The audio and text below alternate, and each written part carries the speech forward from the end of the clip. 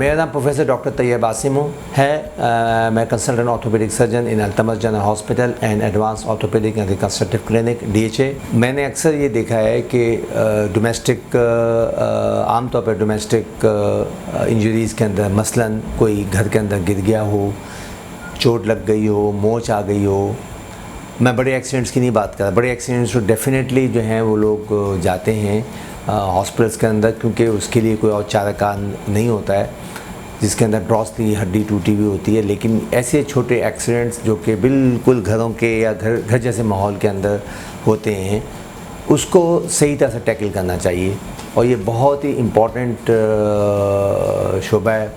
मसलन जैसे कि घर के अंदर बच्चे खेल रहे हों, बड़े वॉक कर रहे हों या नमाज़ पढ़ते हुए जाकर गली के अंदर मुड़ रहे हों और फिर एकदम स्टम्बल हो, ट्विस्टिंग इंजरी हो और फिर वो दर्द के साथ, सूजन के साथ, स्वेलिंग के साथ वो रहते हैं एक आध रोज़ तक।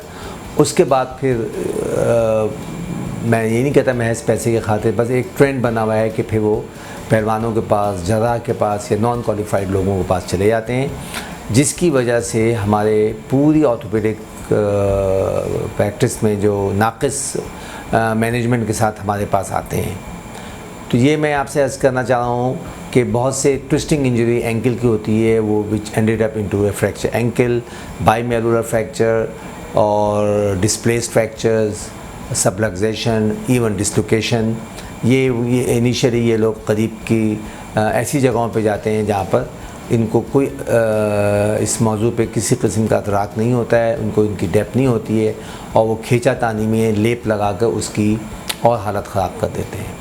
सेम थिंग घर के अंदर ख़वातीन काम कर रही होती हैं, बौचेखाने में काम कर रही होती हैं, वहाँ पे स्टूल के ऊपर खड़ी हो जाती हैं और कैबिनेट से चीज़ें निकालते हुए गिर जाती हैं और फिर वो जो हैं वो फिर इधर उधर करते हैं। उसमें हिप फ्रैक्चर्स भी हो जाते हैं, एंकल फ्रैक्चर्स भी हो जाते हैं, नी फ्रैक्चर्स भी हो जाते हैं, एल्बो फ्रैक्चर्स भी हो जाते हैं, रिस्ट फ्रैक्चर्स भी हो जाते हैं। स्पेशली वो ख़वातीन जो कि 50+ में हैं, जिनको ऑस्टियोपोरोटिक जोन के अंदर दाखिल हो चुकी होती हैं, ऑस्टियोपेनिक जोन में होती हैं, उनको भी लोग अंदाज़ा नहीं लगा पाते हैं। वो भी नॉन क्वालिफाइड डॉक्टर्स के पास चले जाती हैं या नॉन ऑर्थोपेडिक प्रोफेशनल्स के पास चली जाती हैं जो सही तरह से मैनेज नहीं करते हैं।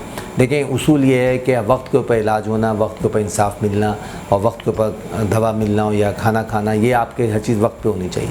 बाज़ फ्रैक्चर ऐसे होते हैं जो एक्यूटली और फौरी तौर पे हल होने चाहिए। जो अगर डिस्लोकेटेड हैं, मेरे पास मैंने पिछले दिनों एक ऑपरेट किया और वो 6 हफ्ते तक उनका शोल्डर डिस्लोकेशन रहा था और वो किसी ऐसे आदमी के पास चले गए जिनको एक्सरे देखना ही नहीं आता था कि डिस्लोकेशन है या नहीं है।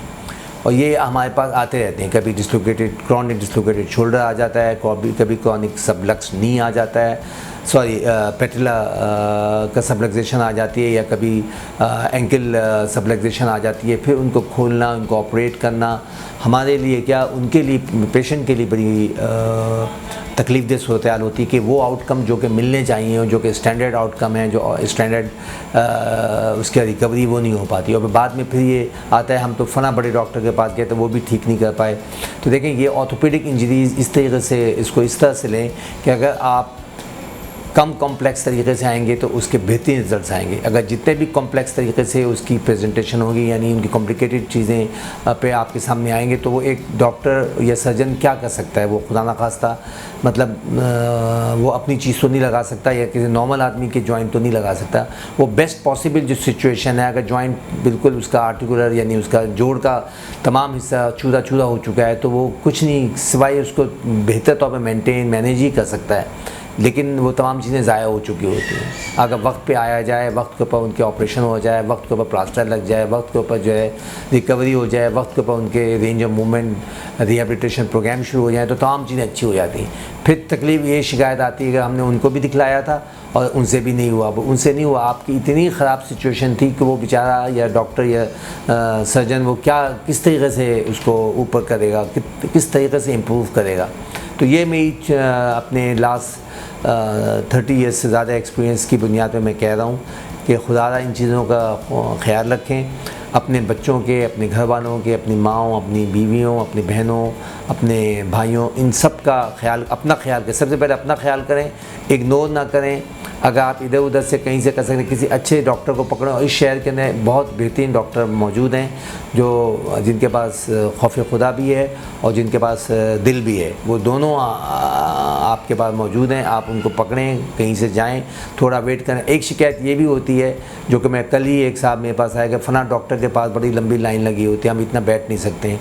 तो ये भी गलत बात है। आप बैंकों की लाइन में लगे रहते हैं, आप जो है हवाई जहाज़ की लाइन में लगे हुए होते हैं, आप जो है ट्रेनों की लाइन में लगे हुए होते हैं, आप टिकटों की लाइन में लगे होते हैं, आप स्पोर्ट्स के लिए लाइन पे लगे होते हैं, लेकिन डॉक्टर्स के पास जो है अगर आप लाइन में लगे तो आपको बहुत बुरा लगता है।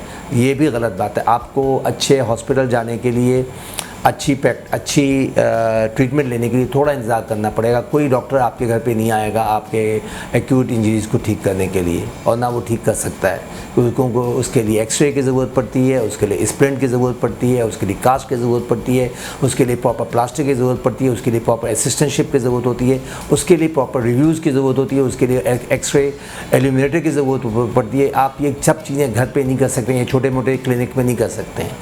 तो ये एक बस छोटी सी एक मोहतबाना गुजारिश है कि इसको ख्याल करें, और कोई मसला हो यहाँ पे अल्तमस जैसे बड़े हॉस्पिटल्स में तशरीफ़ लाएँ, और यहाँ आपको बेहतर इलाज शहर के दूसरे इलाकों से अच्छा हो जाएगा।